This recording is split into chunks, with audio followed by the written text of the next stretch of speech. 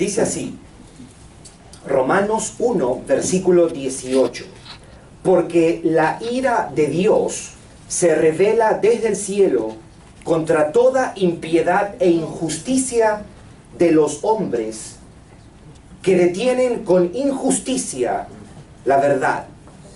Porque lo que de Dios se conoce les es manifiesto, pues Dios se lo manifestó. Porque las cosas invisibles de Él, su eterno poder y deidad, se hacen claramente visibles desde la creación del mundo, siendo entendidas por medio de las cosas hechas, de modo que no tienen excusa. Versículo 21 dice, pues habiendo conocido a Dios, no le glorificaron como a Dios, ni le dieron gracias, sino que se envanecieron en sus razonamientos, y su necio corazón fue entenebrecido. Profesando ser sabios, se hicieron necios, y cambiaron la gloria del Dios incorruptible en semejanza de imagen de hombre corruptible, de aves, de cuadrúpedos y de reptiles. Por lo cual, versículo 24, también Dios los entregó a la inmundicia en las concupiscencias de sus corazones, de modo que deshonraron entre sí sus propios cuerpos, ya que cambiaron la verdad de Dios por la mentira, honrando y dando culto a las criaturas antes que al Creador, el cual es bendito por los siglos. Amén. Amén. Versículo 26. Por esto Dios los entregó a pasiones vergonzosas, pues aún sus mujeres cambiaron el uso natural por el que es contra naturaleza. Y de igual modo también los hombres, dejando el uso natural de la mujer, se encendieron en su lascivia unos con otros, cometiendo hechos vergonzosos, hombres con hombres, y recibiendo en sí mismos la retribución debida a su extravío.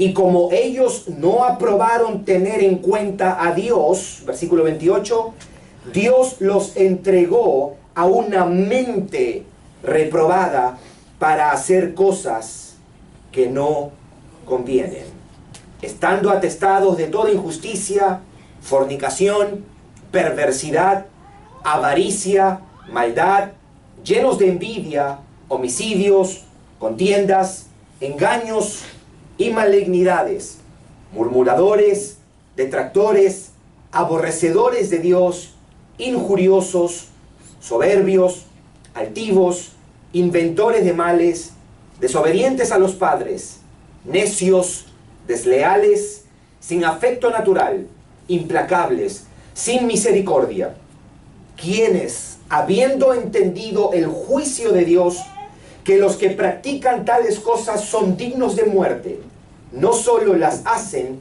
sino que también se complacen con los que las practican.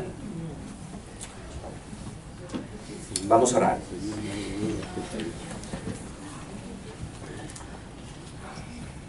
Padre, santifícanos en tu verdad.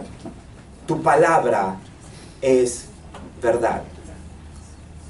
En un tiempo donde tu verdad es cuestionada por los hombres, ayúdanos a estar firmes, parados en ella. Esposos, esposas, padres, madres, jóvenes, adolescentes, niños. Enséñanos tu verdad, revélanos tu verdad, concédenos el coraje, el denuedo, el valor para estar firmes y cimentados en tu verdad. En el nombre de Jesús. Amén. Amén. Puedes tomar asiento.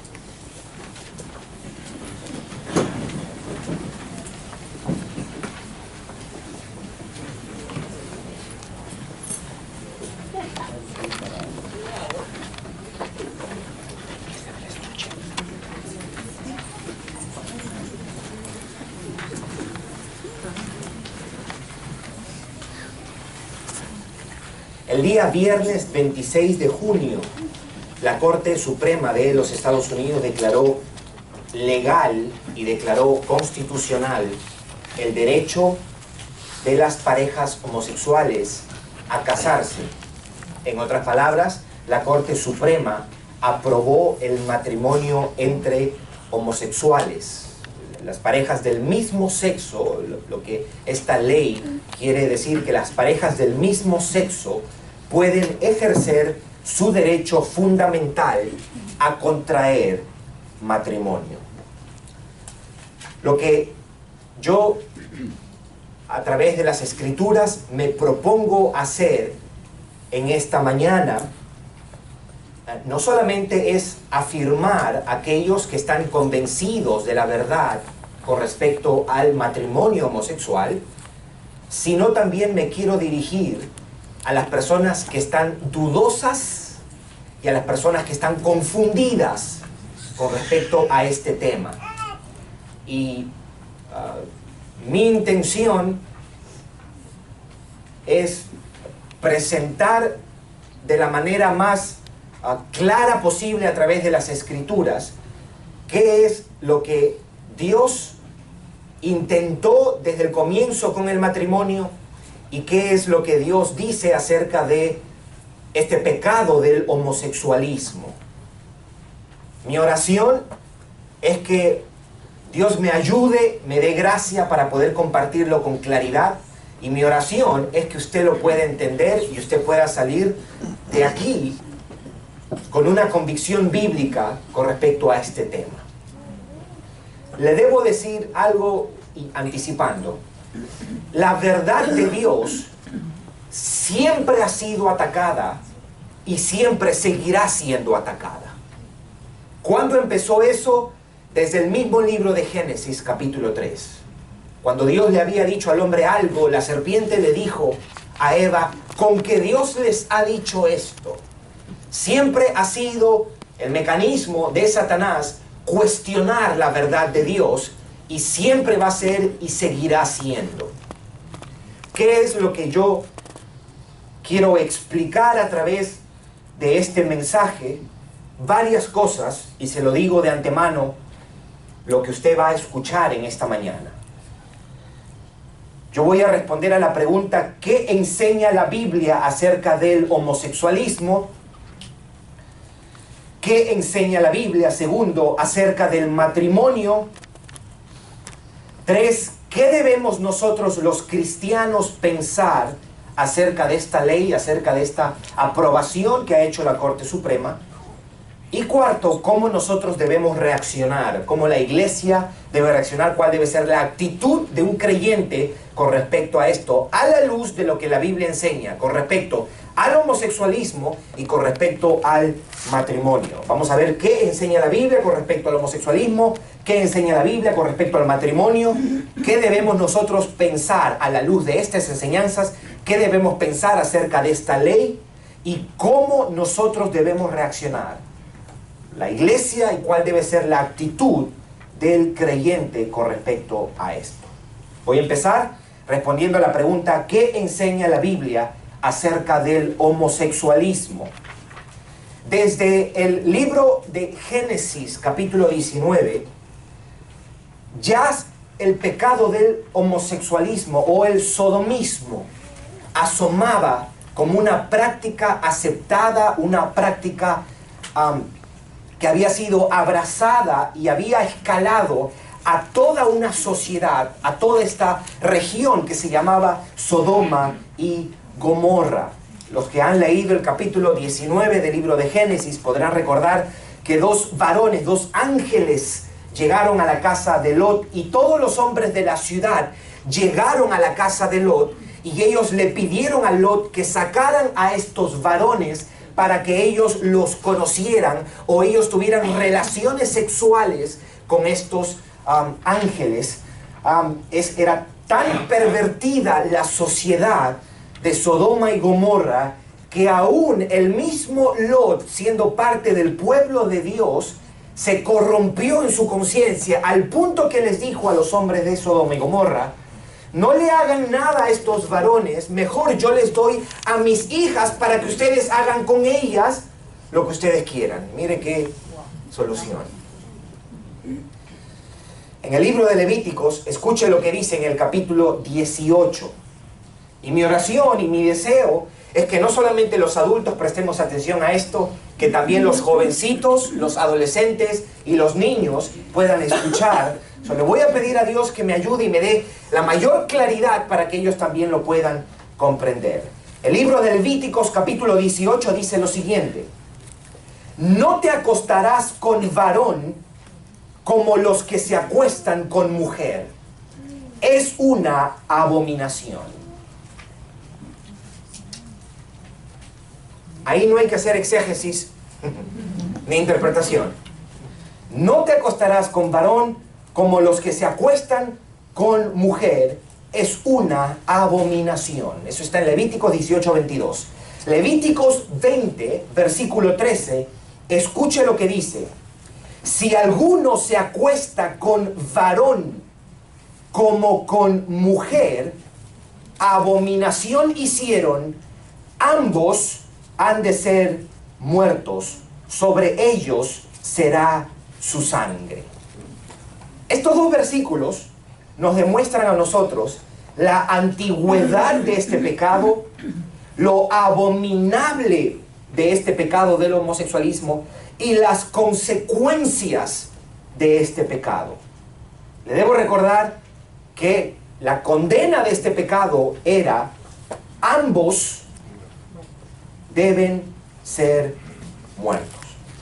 El libro de Deuteronomio, capítulo 23, dice: no haya ramera entre las hijas de Israel, ni haya homosexual, ellos utilizan la palabra sodomita, entre los hijos de Israel. No haya ramera de entre las hijas de Israel, ni haya sodomita de entre los hijos de Israel. Alguien pudiera argumentar y decir: usted ha citado escrituras del Antiguo Testamento, y es correcto. He citado el libro de Levíticos, el libro de Génesis y el libro de Deuteronomio, solamente para darnos una idea de cuán antiguo era este pecado y cuánto Dios abominaba este pecado y cuál debía, en esos tiempos de la ley, cuál debía ser la condena o las consecuencias del pecado, del homosexualismo, del lesbianismo. Pero el Nuevo Testamento no calla con respecto a este pecado. Escuche lo que dice el libro de Primera de Corintios capítulo 6. Escuche. Pablo le dice a los corintios, que de paso debo recordar, los corintios era una iglesia de verdad, constituida de creyentes, pero era una iglesia que era muy desordenada y estaba constituida por personas que habían tenido vidas muy licenciosas, muy promiscuas antes de venir a Cristo. Y les dice Pablo a los corintios: ¿no sabéis que los injustos no heredarán el reino de Dios? No os dejéis engañar, ni los inmorales, ni los idólatras, ni los adúlteros, ni los afeminados, ni los homosexuales heredarán el reino de Dios. La distinción entre afeminados y homosexuales: los afeminados es una referencia a quienes en el acto homosexual ocupaban la posición de pasivos. Esos eran los afeminados, y los homosexuales eran los activos. Ni los afeminados ni los homosexuales, y está dentro de la misma lista de los otros pecados, la idolatría, el adulterio, ni los ladrones, ni los avaros, ni los borrachos, ni los difamadores heredarán el reino de Dios. A la luz de estos textos, debo decir esto: el homosexualismo no es un gen, no es una enfermedad. El homosexualismo no es una preferencia sexual, tampoco es una elección social ni una disposición genética. El homosexualismo es un pecado. prohibido desde el comienzo, abominable ante los ojos de Dios, digno de la mayor reprobación, digno de condenación. Debo recordar lo que el profeta Isaías le decía al pueblo de Israel. Hay de lo que a los malos le dicen bueno y a lo bueno le dicen malo. ¿Qué enseña la Biblia acerca del matrimonio? Voy a responder qué es el matrimonio, quién, cómo y cuándo se estableció el matrimonio, cuál es el propósito del matrimonio y cuál es el significado del matrimonio para los creyentes. Escuche lo que Jesús le responde a unos fariseos cuando los fariseos van a preguntarle acerca de si alguien podía divorciarse de su esposa y darle una carta que en ese tiempo se llamaba la carta de repudio, en un trámite legal, y Jesús habla acerca del matrimonio y da una información bastante importante, bastante reveladora con respecto a lo que es la institución del matrimonio.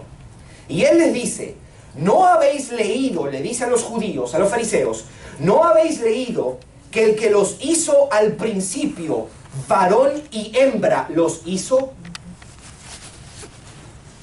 Por esto dejará el hombre a su padre y a su madre, y se unirá a su mujer, y los dos serán una sola carne.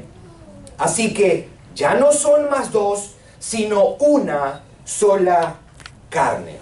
¿Por qué Jesús le dice a los judíos y a los fariseos, no habéis leído desde el principio? ¿A qué se estaba refiriendo? Se estaba refiriendo a Génesis capítulo 1, versículo 27, donde dice, y creó Dios al hombre a su imagen y semejanza, y los bendijo Dios y les dijo, fructificad y multiplicaos. Y creó Dios al hombre a su imagen, a imagen de Dios lo creó, varón y hembra, hombre y mujer los creó. Y escuchen lo que dice inmediatamente después de explicar que los ha creado un hombre y una mujer, y les dice, fructificad y multiplicaos, queriendo decir, reproduzcanse. Es muy importante que usted escuche esto, y es muy importante si usted está dudando, o si usted está confundido con respecto a esto, o si alguien que seguramente vaya a escuchar este CD, es muy importante que se escuche que en el mismo momento que dice que lo creó un hombre y una mujer, los creó con un propósito, y el propósito es este: fructificar y multiplicaos. En otras palabras, les estaba diciendo, reproduzcanse. ¿Se entiende? Sí. ¿Sí? Qué bueno. Capítulo 2 del libro de Génesis, escuche lo que dice. Por tanto, dejará el hombre a su padre y a su madre y se unirá a su mujer, y los dos serán una sola carne. Ahora, en los días cuando el pueblo de Israel regresó del cautiverio de Babilonia, el pueblo de Israel estaba muy sensible a las cosas de Dios y comenzó a buscar de Dios y comenzó a restauraron o recuperaron el servicio del templo, los sacrificios y demás. Pero pasado unos años, el compromiso y la espiritualidad de Israel decayó, al punto que ellos, habían dos cosas que el profeta Malaquías denuncia al pueblo de Israel. Uno de ellos era lo mezquino que se habían vuelto los israelitas, que ellos no querían absolutamente ofrecer al templo o dar en el templo lo que le correspondía. Y lo otro era de que los israelitas estaban divorciándose de sus esposas hebreas y se estaban casando con mujeres paganas. En ese momento, Dios envía a Malaquías a predicar al pueblo de Israel para que vuelvan al arrepentimiento. Esto es el último libro del Antiguo Testamento, 400 años antes de que se escriba o de que venga nuestro Señor Jesucristo. El Señor les dice, ya no voy a recibir la ofrenda que ustedes me traen. Y vosotros decís, ¿por qué? Porque el Señor ha sido testigo entre tú y la mujer de tu juventud. En otras palabras, el día que usted se casó, Dios estaba como un testigo, contra la cual has obrado deslealmente. O sea, le has sido infiel. Está reclamando a los hebreos, a los israelitas, que ustedes les han sido infieles a sus esposas. Y dice, aunque ella es tu compañera y la mujer de tu pacto. Está hablando del matrimonio en términos de un pacto. Y dice, no seas desleal con la mujer de tu juventud, porque yo detesto el divorcio. ¿Cuál es el énfasis que quiero yo hacer aquí?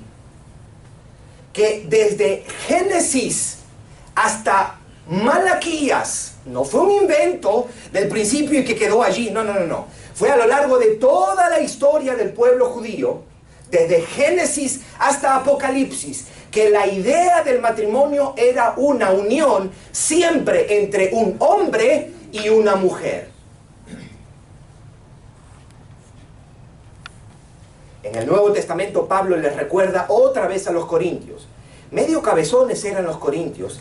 Y le decía, cada uno tenga, dice, que cada uno tenga su propia mujer y cada una tenga su propio marido. Escuche, antes de cerrar esta parte, ¿qué es lo que la Biblia dice acerca del matrimonio? Ya hemos visto que fue instituido por Dios y hemos visto quiénes deben componer esa unión. Pero escuche lo que Pablo dice acerca del matrimonio en el libro de Efesios. Escuche lo siguiente.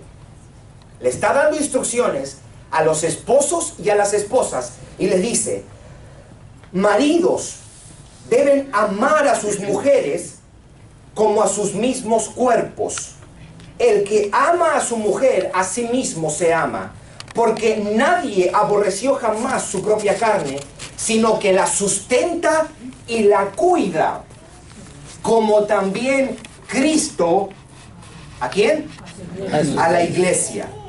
Porque somos miembros de su cuerpo, de su carne y de sus huesos. Por esto, dejará el hombre a su padre y a su madre, y se unirá a su mujer. ¿De dónde está tomando esto Pablo? De Génesis capítulo 1.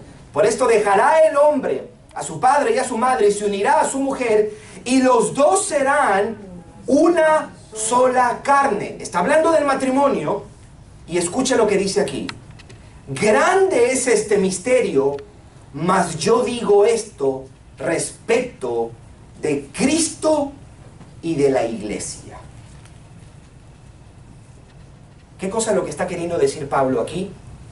Que el matrimonio, él está hablando del matrimonio y dice, todo lo que yo he ilustrado aquí es para que usted entienda cuál es la relación que hay entre Cristo y su iglesia. El matrimonio es una figura que representa y simboliza el pacto que Cristo hace con su iglesia. Es un simbolismo, el matrimonio es un simbolismo de la unión que hay entre Jesucristo y su iglesia. El matrimonio entre un hombre y una mujer debe reflejar esa unión que nosotros tenemos con Cristo. Entonces, ¿qué es el matrimonio? ¿Quién lo creó?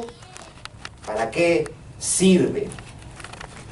Una definición sencilla quería dar para que podamos seguir en la línea que estamos hablando. El matrimonio es una unión instituida ¿por quién? Por Dios. ¿Entre quién?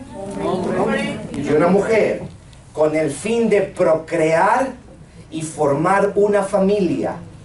Y por sobre todas las cosas, el matrimonio sirve para reflejar, debo añadir otra vez, el matrimonio entre un hombre y una mujer sirve para reflejar, ilustrar la unión que existe entre Cristo y la iglesia.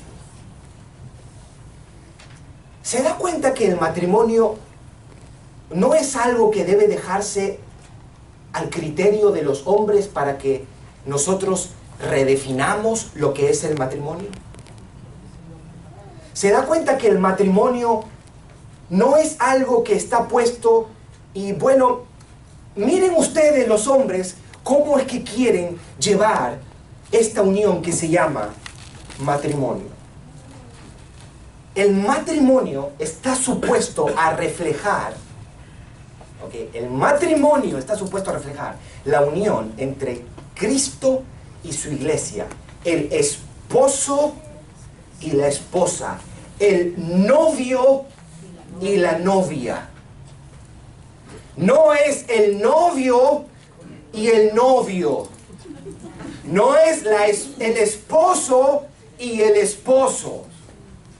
Por eso es que el libro de Apocalipsis termina diciendo, el espíritu y la esposa dicen, ven, ven Señor Jesús. La iglesia le dice a su Señor Cristo, ven pronto por nosotros. Solamente para hacer una pequeña síntesis.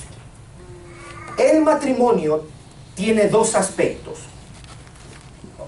El propósito más bien del matrimonio. Solamente para resumir lo que acabo de decir.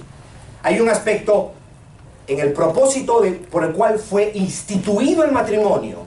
Hay un aspecto funcional y un aspecto teológico. Un aspecto que se enfoca, la parte funcional se enfoca en la creación y el otro se enfoca en la redención. ¿Qué cosa quiero decir con esto?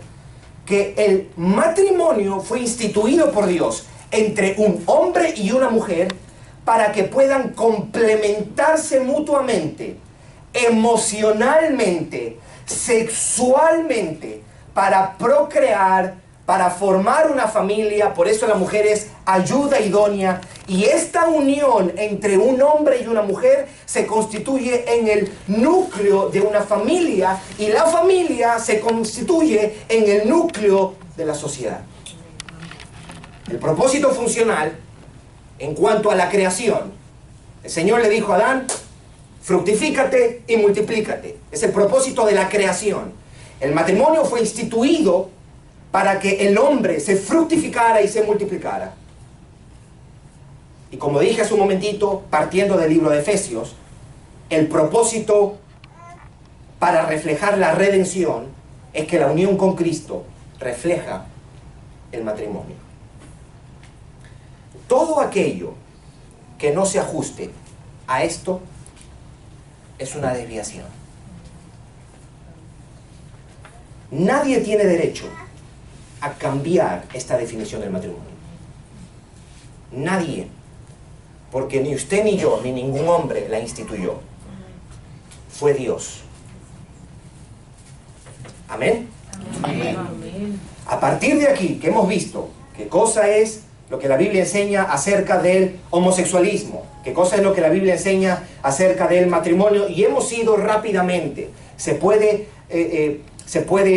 indagar y se puede abundar mucho más porque la Biblia nos da bastante información, pero he querido dejarlo así nomás para poner el fundamento a partir de aquí y responder a la pregunta: ¿qué debemos nosotros pensar de esta nueva ley que hace constitucional el matrimonio entre homosexuales? ¿Cómo nosotros los cristianos debemos mirar esta ley? Por eso yo le pedí que al comienzo leyéramos el libro de Romanos capítulo 1. Pero para empezar, esto lo que ha pasado el viernes 26 de junio primeramente, es un ataque contra la santidad y la integridad del matrimonio. Porque Dios es quien instituye, Dios es quien define lo que es un matrimonio, y Él dice es una unión entre un hombre y una mujer. Aparte de que es un ataque a la santidad o a la institución del matrimonio, esto lo que ha pasado es un desafío a la palabra de Dios, a la verdad de Dios. ¿Por qué? Porque la palabra lo llama un pecado, lo prohíbe y lo condena. Es un ataque al matrimonio, es un desafío a la palabra de Dios, a la verdad de Dios. Es una rebelión al diseño de la creación, porque es contrario a nuestra naturaleza, en la cual nosotros fuimos creados, que un hombre tenga relaciones sexuales con un hombre y una mujer tenga relaciones sexuales con una mujer. Es un ataque a la institución del matrimonio, es un desafío a la verdad de Dios y es una rebelión al diseño de la creación. Es anormal, mis hermanos, mis hermanas. Aparte de eso, le debo decir esto, que lo que ha pasado es un peligro para la sociedad. Porque no me gusta cuando un cristiano toma una postura neutral y no se incomoda y no se indigna en un sentido. ¿Ok? Y que un cristiano diga, bueno, que hagan lo que quieran. No, esa no debe ser. La Biblia nos llama a contender ardientemente ¿por la qué? Por la fe, dice la Biblia. ¿Por qué esto es peligroso? Porque con esta ley nos vamos posicionando para cosas mucho peores. Yo quiero que usted escuche lo que Moisés le dice a los hebreos en el libro de Levíticos, lo que le dice inmediatamente después cuando prohíbe que un hombre tenga relaciones con otro hombre y una mujer tenga relaciones con otra mujer. Escuche lo que dice. No te acostarás con varón como los que se acuestan con mujer. Es una abominación. Y el versículo 23 inmediatamente dice, no te ayuntarás con ningún animal, contaminándote con él, ni mujer alguna se pondrá delante de un animal para ayuntarse con él o para tener relaciones sexuales. Es una perversión. Qué interesante que inmediatamente después de condenar el homosexualismo, condena el sexo de seres humanos con animales. ¿Sabe por qué? Porque ese es el próximo escalón. Es más, probablemente alguno de ustedes ha escuchado que en la ciudad de Nueva York y en Europa, una familia, una mujer quería casarse con su gato.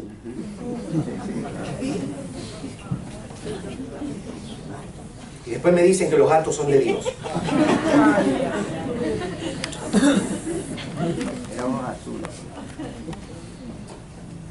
Por eso el cristiano no puede tomar esto a la ligera. Por eso es que un papá debe sentarse con sus hijos y enseñarle la palabra de Dios. Yo quiero que usted vaya conmigo nuevamente al libro de Romanos capítulo 1. Y yo quiero mostrarle algo.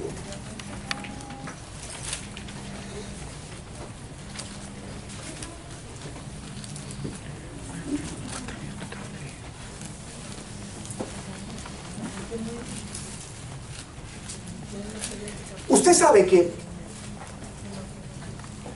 la Biblia habla acerca de la ira de Dios, ¿verdad? ¿Sí? Que Dios es un Dios que así como es un Dios de amor, es fuego consumidor. La ira de Dios es el atributo en virtud del cual Él expresa resistencia a todo lo que atenta contra su santidad. La ira es la reacción santa y justa de Dios contra el pecado y la maldad. Y las Escrituras nos demuestran varias formas como Dios manifiesta o dispensa su ira o hace caer su ira. Por ejemplo, cuando uno mira los relatos del Antiguo Testamento, uno ve que muchas veces la ira de Dios llegó a través de desastres naturales, ¿verdad? Sodoma y Gomorra es un ejemplo, el diluvio es otro ejemplo, y aunque hoy día sabemos que la condenación por los pecados del pecador ya fueron pagadas en la cruz del Calvario, Dios se reserva el derecho de en cualquier momento extender y juzgar a una nación con algún desastre natural. No estamos diciendo que todos los desastres naturales son producto de la ira de Dios, pero Dios es soberano y Él decide lo que Él hace. Otra manera donde se va a ver expresada la ira de Dios es en la condenación del pecador en el infierno. Ahora, el libro de Romanos, capítulo 1, lo que hemos leído, nos dice otra manera como Dios expresa su ira contra la humanidad. Y en el versículo 24 nos comienza a describir, y Él va a utilizar tres palabras. Más bien, es la misma palabra, pero lo utiliza tres veces para darnos a entender cómo es que Dios manifiesta su ira. Versículo 24. Por lo cual también Dios, ¿qué dice ahí? Los entregó, les dio, ¿okay? Los entregó a la inmundicia en las concupiscencias de sus corazones, de modo que deshonraron entre sí sus propios cuerpos. Versículo 25. Yo quiero que usted lo siga conmigo. Dice: ya que cambiaron la verdad de Dios por la mentira, honrando y dando culto a las criaturas antes que al Creador, el cual es bendito por los siglos. Amén. Versículo 26, preste atención otra vez a esta palabra. Por esto Dios los entregó a pasiones vergonzosas, pues aún sus mujeres cambiaron el uso natural por el que es contra naturaleza. Versículo 27, y de igual modo también los hombres, dejando el uso natural de la mujer, se encendieron en su lascivia unos con otros, cometiendo hechos vergonzosos, hombres con hombres, y recibiendo en sí mismos la retribución debida a su extravío. Lo que esa última parte quiere decir que ellos en ellos mismos recibieron el castigo por esos pecados. Y para nosotros hace mucho sentido las enfermedades de transmisión sexual que hoy día se han vuelto tan común, entre ellas obviamente el SIDA. Versículo 28, presta atención otra vez. Y como ellos no aprobaron tener en cuenta a Dios, ¿Dios qué? Los entregó. ¿A qué los entregó? A una mente reprobada. Hay otra traducción que dice a una mente depravada, para hacer cosas que no convienen.